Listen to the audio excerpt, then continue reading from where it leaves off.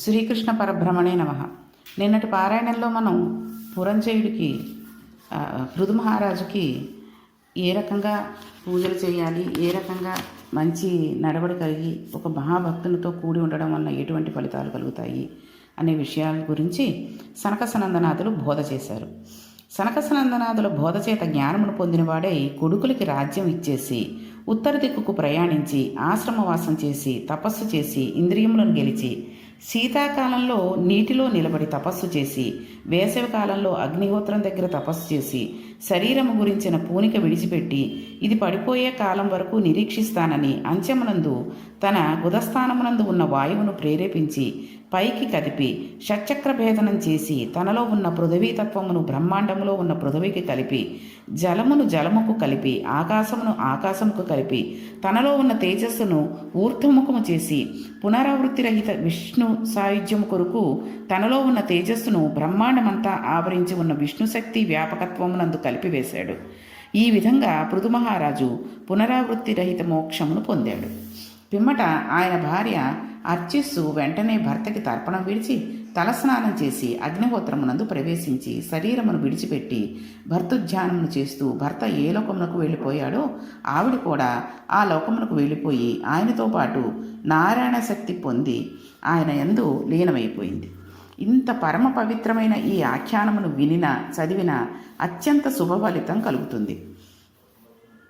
ఇది వినినందువల్ల చదివినందువల్ల సంధ్యావందనం చేయడం మానివేసిన వాడు కూడా పృథు మహారాజు గారి చరిత్ర వింటే ఆ దోషం నివారణ అయ్యి బ్రహ్మవర్చస్సును పొందుతాడు.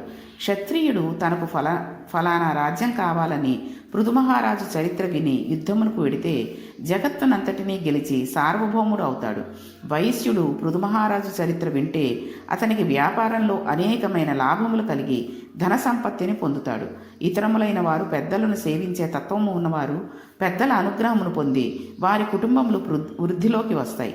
ఎంత చేతకానివాడు ఏమీ తెలియనివాడు కూడా ఇటువంటి ఈ పృథు మహారాజు గారి చరిత్రను ఎవరు వింటున్నాడో వాడు సర్వసిద్ధులు పొంది సర్వపాపములు నశించి శ్రీకృష్ణ పరమాత్మ పాదారవిందముల యందు భక్తిని పొంది ఇహమనందు పొందవలసినవి పొంది అంత్యమునందు మోక్ష స్థితిని పొందడానికి కావలసిన జ్ఞానము వాడికి ఈ జన్మలో బోధ జరిగేటటువంటి అదృష్టమును పొంది ఆ అర్హతను పొందుచున్నాడు అని వేదవ్యాసుడు ఈ పురాణాంతర్గతం చేస్తే మన మీద అనుగ్రహంతో మహాపురుషుడైన పోతనామాత్యుడు ఆంధ్రీకరించారు. కాబట్టి చూడండి, భీష్మ చరిత్ర, పృథు చరిత్ర, ధ్రువ చరిత్ర ఇవన్నీ కూడా ఎంత ముఖ్యమైనవో ఎంత గొప్పవో మనకి భాగవతం ద్వారా తెలుసుకుని మనం కూడా తరించడానికి అవకాశాన్ని ఇస్తున్నారు. కాబట్టి మనం ఇవన్నీ కూడా ఎప్పుడైనా కుదిరినప్పుడల్లా వింటూ ఉంటే కొంత జ్ఞానము కలుగుతుంది, కొంత పాపము పోతూ ఉంటుంది. అయితే ఈ భాగవతంలో మరొక ఆణిముత్యం ఏంటంటే పురంజనోపాఖ్యానం. భారతీయ సంప్రదాయంలో ఋషులు చెప్పే తీరు చాలా గొప్పగా ఉంటుంది. తత్వబోధ చేసేటప్పుడు కూర్చోబెట్టి తత్వమును మాత్రమే చెబుతాము అనినట్లయితే చాలామంది ఇదేమిటో చాలా భయంకరంగా ఉంది, ఇదంతా తమకు అందనిది అంటారు. అందుకని ఋషులు బోధ చేసేటప్పుడు ఈ తత్వమును కథతో కలిపేస్తారు.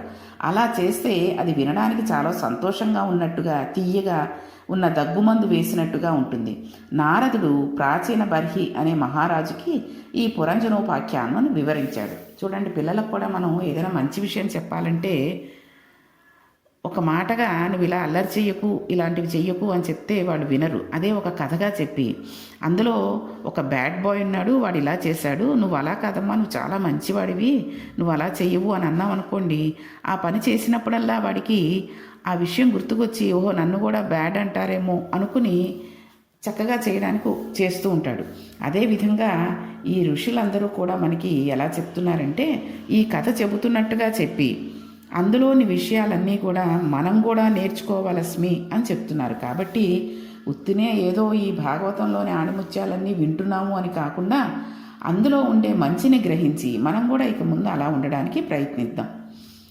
ప్రాచీన బర్హి కేవలం ఈ శరీరమే శాశ్వతము అనుకుని తాను భూమి మీద శాశ్వతంగా ఉండిపోతాననుకుని తాను ఎటువంటి మార్గంలో సంపాదించినా తనను అడిగేవారు లేరు అనుకుని ఒక రకమైన అజ్ఞానంలో జీవితంలో గడిపేస్తుంటే చాలా తొందరగా అతనికి జ్ఞానోదయం కల్పించడం కోసం మహాత్ముడైన నారదుడు ప్రాచీన బర్హికి చెప్పిన కథకే పురంజనోపాఖ్యానము అని పేరు. పూర్వకాలంలో పురంజనుడు అనబడే రాజు ఉండేవాడు. ఆయన తాను నివసించడానికి యోగ్యమైన కోట, తాను నివసించడానికి యోగ్యమైన రాజ్యమును అన్వేషిస్తూ బ్రహ్మాండముల అన్నిటా తిరిగాడు. ఎన్నటినో చూశాడు, కానీ ఆయనకు ఏదీ నచ్చలేదు. అద్దెకు ఇంట్లో దిగేవాడు 4 ఇళ్లను అద్దెకు చూసుకున్నట్టు, భార్యను స్వీకరించేవాడు ఓ 20 పెళ్లి చూపులు చూసినట్టు ఆయన అనేకమైన స్థావరములు చూశాడు. కానీ ఇవేవీ ఆయనకు నచ్చలేదు. చిట్ట చివరకు హిమవత్ పర్వతపు దక్షిణ కొసను ఉన్నటువంటి ఒక దుర్గమ్మను చూశాడు. ఇది చాలా బాగుంది, నేను ఇందులో ప్రవేశిస్తాను అని అనుకున్నాడు. చూడండి, ఇక్కడ చెప్పినట్టుగా చాలామంది అద్దెల కోసం ఓ 10-15 వెతుక్కుంటూ ఉంటారు. ఈ మధ్య అయితే మరీను తూర్పు ఫేసింగ్ కావాలండి, ఇది పనికిరాదండి, ఈ మూల ఇలా ఉండకూడదండి, ఇక్కడ బరువు పెట్టకూడదండి అని వాళ్ళు చెప్తున్నారు. అసలు సొంత ఇళ్ళ వాళ్ళు చూసుకోవాలి, కానీ ఇవన్నీ అద్దెళ్ళ వాళ్ళకి ఎటువంటి గుమ్మమైనా ఏదైనా కానీ వాళ్ళకేం ఫలితం ఉండదు. ఎందుకంటే వాళ్ళు కొన్నాళ్ళు ఉంటారు, వెళ్ళిపోతారు, అద్దె చెల్లించి ఉంటున్నారు కాబట్టి అది సొంతం కాదు. ఏది ఉన్నా ఏమైనా ఏదైనా తేడా జరుగుతుంది అంటే అది సొంత ఇళ్ళ వాళ్ళకి.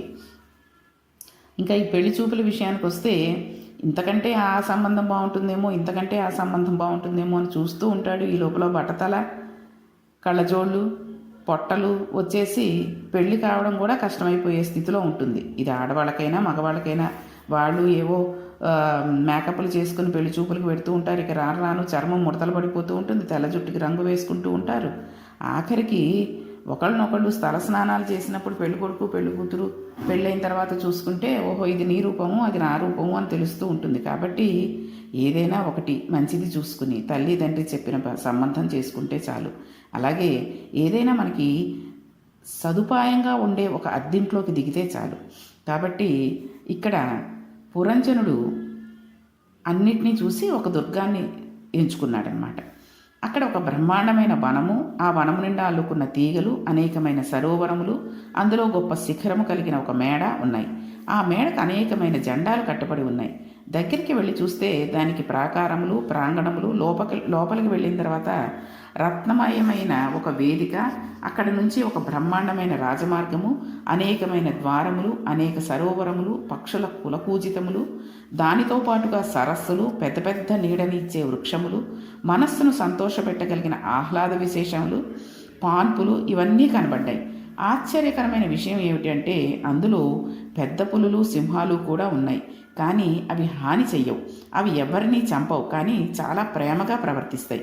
కానీ వాటితోటి చెలిమి చిట్ట చివరకు అపకారం చేస్తుంది. అటువంటి సాధుత్వం ఉన్న క్రూరముగములవి ఇవన్నీ ఇందులో ఉన్నాయి.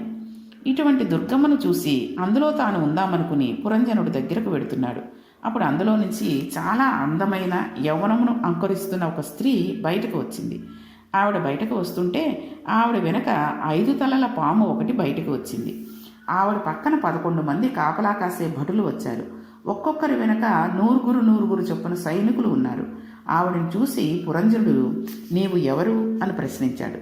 పురంజనుడు తాను ఒక్కడినే ఉన్నానని, తనతో ఎవరూ లేరని అనుకుంటూ ఉంటాడు. కానీ ఆయన వెనక ఉండేవాడు అవిజ్ఞాతుడు అనబడేటటువంటి మిత్రుడు ఉంటాడు.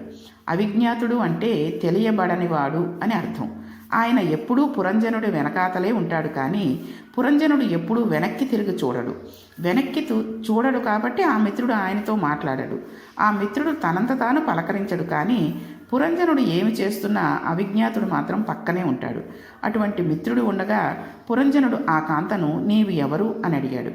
అప్పుడు ఆమె ఏమో నాకు తెలియదు, నా తల్లిదండ్రులు ఎవరో నాకు తెలియదు, నేను పుట్టి బుద్ధి ఎరిగి ఇక్కడే ఉన్నాను, ఈ కోటలో ఉంటూ ఉంటాను, నువ్వు మంచి యవ్వనంలో ఉన్నావు, నా పేరు పురంజని, నీ పేరు పురంజనుడు, అందుకని నీవు ఈ కోటలోకి రా, వస్తే మనిద్దరం మానుష్యమైనటువంటి భోగములను అనుభవిద్దాం, 100 సంవత్సరములు నీవు ఇందులో ఉందువు గాని అని చెప్పి ఇంకా ఇలా అంది. ఈ కోటకు ఒక గమ్మత్తు ఉంది. ఈ కోటకు తూర్పు దిక్కుగా 5 ద్వారములు ఉంటాయి. ఈ 5 ద్వారముల నుండి బయటకు వెళ్ళవచ్చు. కానీ బయటకు వెళ్ళేటప్పుడు ఒక్కొక్క కోట ద్వారంలోంచి వెళ్ళేటప్పుడు ఒక్కొక్క మిత్రుడినే తీసుకువెళ్ళాలి. ఆ మిత్రులకి పేర్లు ఉంటాయి, వాళ్ళతోనే బయటకు వెళ్ళాలి. అలా ఆ ద్వారంలోంచి బయటకు వెడితే ఒక భూమి చేరుతావు. ఆ దేశంలో నీవు విహరించవచ్చు, మరలా వెనక్కి వచ్చేయవచ్చు అని చెప్పింది. చెబితే ఆయన చాలా సంతోషించి ఆవిడని వివాహం చేసుకున్నాడు. వారిద్దరూ కలిసి సంతోషంగా జీవనం గడుపుతున్నారు. ఆవిడ తింటే తను తినేవాడు, ఆవిడ పడుకుంటే తను పడుకునేవాడు, ఆవిడ ఏడిస్తే తను ఏడ్చేవాడు, ఆవిడ ఆడితే తను ఆడేవాడు. ఇలా ఇద్దరూ జీవితం గడుపుతున్నారు. పురంజనుడు అంటే ఎవరో కాదు, పురంజనుడు అంటే మనమే. మన కథే ఇక్కడ చెప్పబడింది చూడండి. అస్తమానం మనం ఈ శరీరంలో ఉండం. కొంతకాలం పోయిన పిదప కాలగతిలో ఈ శరీరాన్ని విడిచిపెట్టేస్తాం. విడిచిపెట్టిన తర్వాత మరలా ఏ శరీరంలో ప్రవేశించాలి అన్నది నిర్ణయం జరుగుతుంది. సాధారణంగా మనుష్యుడై భోగలాలసత ఉన్నవాడు ఎప్పుడూ కూడా తాను దరిద్రున్నై పుడదామని కానీ, గుడ్డి చెవిటి మూగవానిగా పుడదామని కానీ అనుకోడు. తాను చాలా సంతోషంగా అన్ని భోగాలను అనుభవించగలిగినటువంటి శక్తితో జన్మించాలనే కోరుకుంటాడు. అంతేకాని మోక్షాన్ని అడగడు. మోక్షం కావాలనుకునేవాడు కోటికి ఒక్కడు ఉంటాడు. ఇటువంటి పురంజనుడు కోట కోసం వెతుకుతున్నాడు. చెట్టుగా పుట్టడానికి ఇష్టపడడు. ఎందుకంటే చెట్టు కలదు, అన్ని భోగస్థానములు దానికి లేవు. జంతువుగా పుట్టడు. వెతికి వెతికి దక్షిణ దిక్కున హిమవత్ శృంగమునందు వేలాడుతున్న కోటను చూశాడు.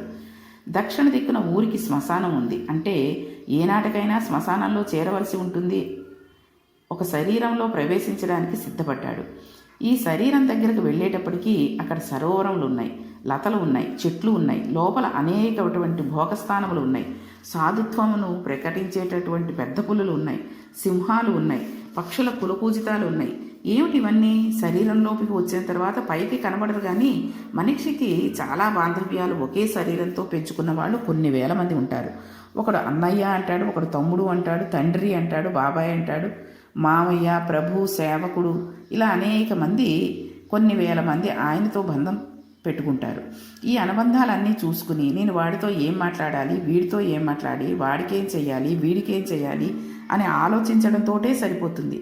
ఈ అనుబంధాలు కాలగతి యందు ఈశ్వరుని సేవించడానికి అవకాశం ఇవ్వవు. ఈ అనుబంధాలు సాధుత్వంతో కూడిన క్రూరముగులు. నీ విలువైన కాలంను తినేసి నిన్ను మృత్యువు వైపుకి నడిపిస్తూ ఉంటాయి. కనుకనే మనం ఈ బంధాలన్నింటినీ కూడా కనీసం రోజులో 1 గంటైనా విడిచిపెట్టుకుని భగవంతుణ్ణి ఈశ్వరారాధన చేస్తూ మనం కనుక ధరించినట్టయితే భగవంతుడు మనకి అనేకమైనటువంటి పుణ్యాలను ఇస్తాడు. అయితే ఇక్కడ చూడండి, ఇందాక మనం చెప్పుకున్నాం, మనం మోక్షం వచ్చిన తర్వాత ఏ చెవిటివాడి కింద, గుడ్డివాడి కిందో, లేకపోతే దరిద్రుడుగానో పుట్టకూడదు అనుకుంటూ ఉంటాం. ఎవరైనా సరే మళ్ళీ జన్మ ఉంటే చక్కగా వీళ్ళ ఇంట్లో పుట్టాలి, వాళ్ళ ఇంట్లో పుట్టాలి, చక్కగా ధనం ఉన్న వాళ్ళగా పుట్టాలి, అలాంటివే కోరుకుంటూ ఉంటారు.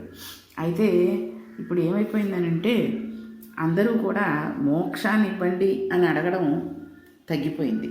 కాబట్టి ఎందుకంటే ఇంకా జన్మలు, ఇంకా పాపాలు, ఇంకా పుణ్యాలు, ఇంకా బంధాలు ఇవన్నీ మానుకుని చక్కగా మనం భగవంతుణ్ణి ఇక నుంచి ప్రార్థించే ముందు తప్పులు చేసినవి చేసాం, ఆ పాపాలేవో ఈ జన్మలోనే అనుభవించేద్దాం, ఆ బాధలేవో ఈ జన్మలోనే పడదాం, కాబట్టి ఇక మోక్షాన్ని ఇచ్చే స్వామి అని ఆ ఈశ్వరుణ్ణి ప్రార్థించుకుందాం. ఇక పురంజనుడు అక్కడికి వెళ్ళిన తర్వాత ఎటువంటి కోటలోకి వెళ్ళాడు, ఆ కోటలోకి వెళ్ళిన తర్వాత, ఆ మేడలోకి వెళ్ళిన తర్వాత అక్కడ ఏం జరిగింది అనే విషయాన్ని రేపటి పారాయణంలో తెలుసుకుందాం. శ్రీకృష్ణ పరబ్రహ్మణే నమః.